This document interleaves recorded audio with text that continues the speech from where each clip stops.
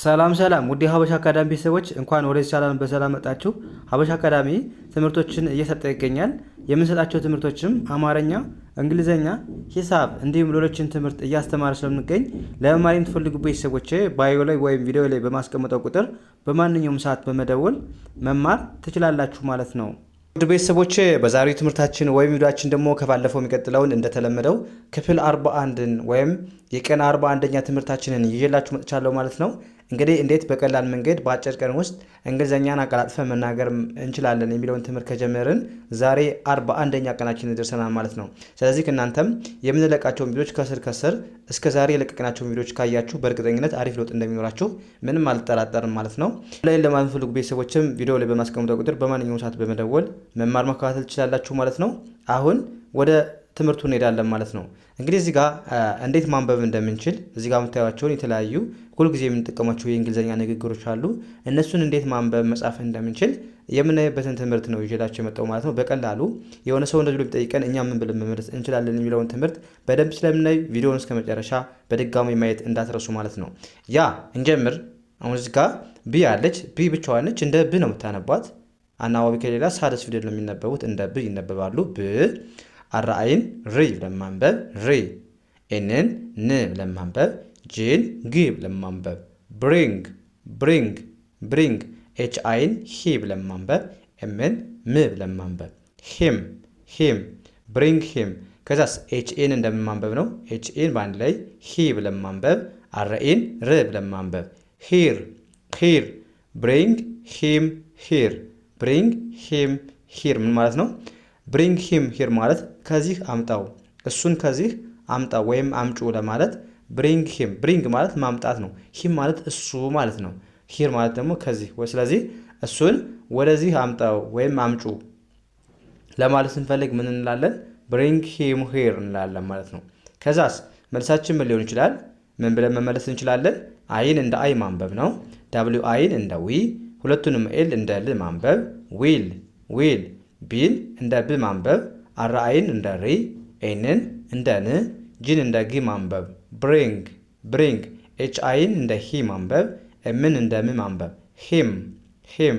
አይ ዊል ብሪንግ ሂም አይ ዊል ብሪንግ ሂም። ምን ማለት ነው? አመጣዋለሁ፣ እሺ አመጣዋለሁ ብላችሁ በቀላሉ መለሳችሁ ማለት ነው።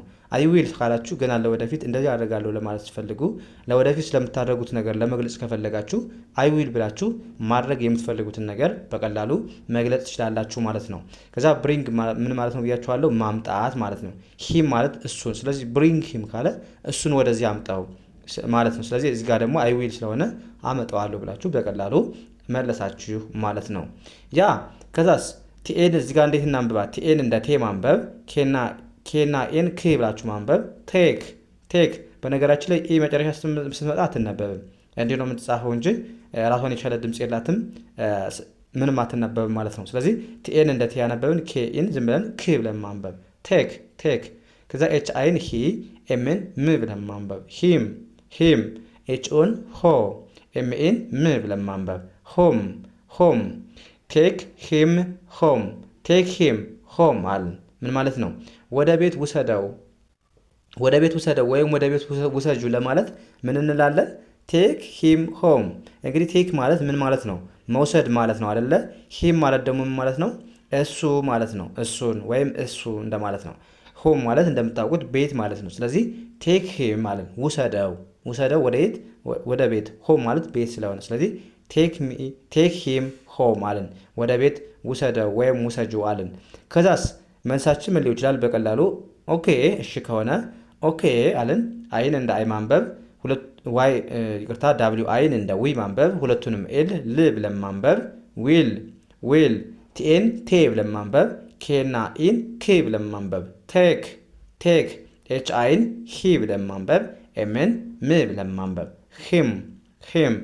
ኦኬ አይ ዊል ቴክ ሂም ኦኬ አይ ዊል ቴክ ሂም አለን። ምን ማለት ነው?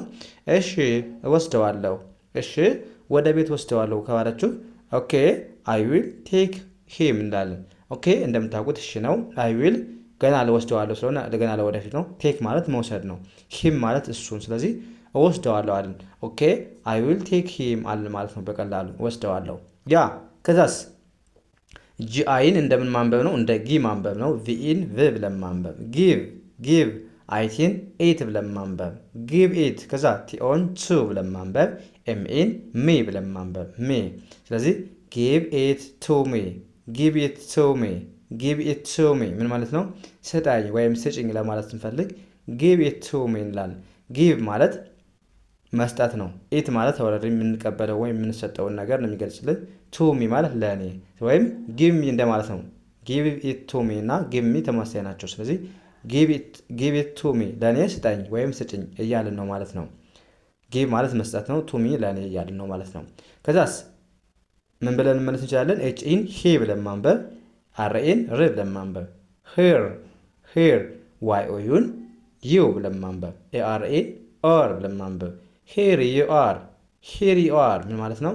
እነሆ ወይም ይሄው ብለን በቀላሉ መመለስን ማለት ነው። ሂር ዩ አር ምን ማለት ነው? እነሆ ወይም ይሄውና። ሂር ማለት እዚህ። ስለዚህ ሂር ዩ ስንል ይሄውና ወይም ይሄው ልክ እያልን ነው ማለት ነው። እነሆ ወይም ይሄው ብለን በቀላሉ መለስን ማለት ነው። ከዛ እዚህ ጋር እናንተ የምትመልሱት ጥያቄ አለ። ምን ማለት ነው? ኮመንት ሴክሽን ላይ አስቀምጡልኝ ማለት ነው። ምን ይላል? ቲኤን እንደ ቴ ማንበብ ነው። ንባቡን ብቻ ላንብብላችሁ። ቴክ ደ ቡክ ይላል። ቴክ ዘ ቡክ ምን ማለት ነው? ኮመንት ሴክሽን ላይ ከእናንተ ጠብቃለሁ ማለት ነው መልሱን። አሁን ወደ ቀጣይ እንሂድ ማለት ነው። እዚህ ጋርስ ምን ይላል? አሁን እዚህ ጋር አን እንደ አ ማንበብ ነው። ይቅርታ ኤን እንደ አ ማንበብ ነው። ኤስን ስ ብለን ማንበብ፣ ኬን ክ ብለን ማንበብ ነው። አስክ ኤች አይን ሂ ብለን ማንበብ፣ ኤምን ም ብለን ማንበብ። ሂም አስክ ሂም ምን ማለት ነው? እሱን ጠይቀው ወይም እሱን ጠይቂው ለማለት ምን እንላለን? አስክ ሂም እንላለን። አስክ ማለት ምን ማለት ነው? መጠየቅ ማለት ነው። ሂም ደግሞ ብያችኋለሁ እሱ ማለት ነው ወይም እሱን።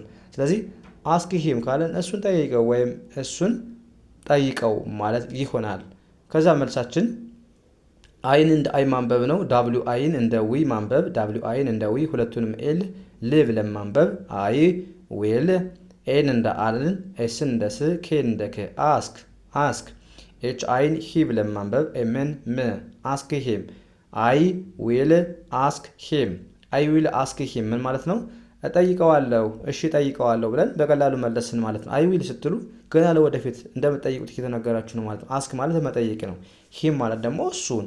ስለዚህ አይ ዊል አስክ ሂም ካለን እጠይቀዋለሁ ብለን መለስን ማለት ነው። ከዛስ ይህም በተመሳሳይ ኤን እንደ አ ማንበብ ነው። ኤስን እንደ ስ፣ ኬን እንደ ክ። አስክ ኤች ኤን ሀ፣ አርን ር ብለን ማንበብ። ኸር አስክ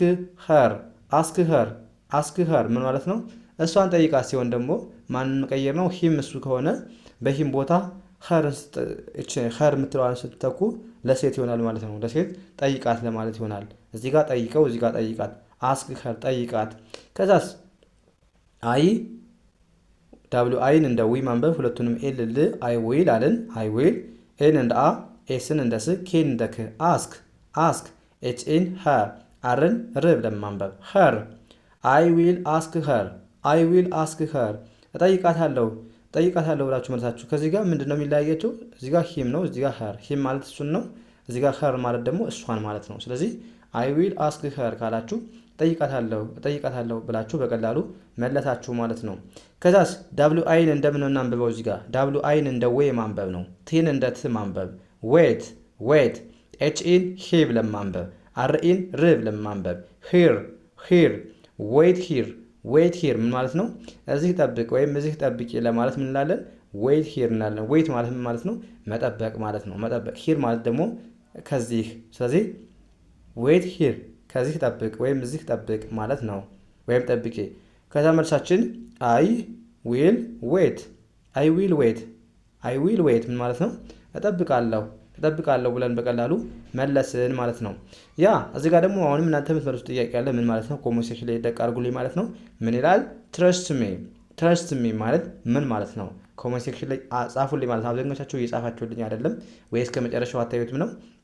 ቪዲዮውን እስከ መጨረሻማ ማየት አለባችሁ ማለት ነው። ለውጥ እንዲኖራችሁ ከፈለጋችሁ የምንለቃቸውን ቪዲዮዎች ተከታትላችሁ ማየት ይኖርባችኋል ማለት ነው። ስለዚህ ዛሬ ክላሳችን እዚህ ጋር እናብቃ። ቀጣይ ቪዲዮ ላይ ተመልሰን እስከምንገናኝ መልካም ጊዜ ተመኙላችሁ። ሰናይ ጊዜ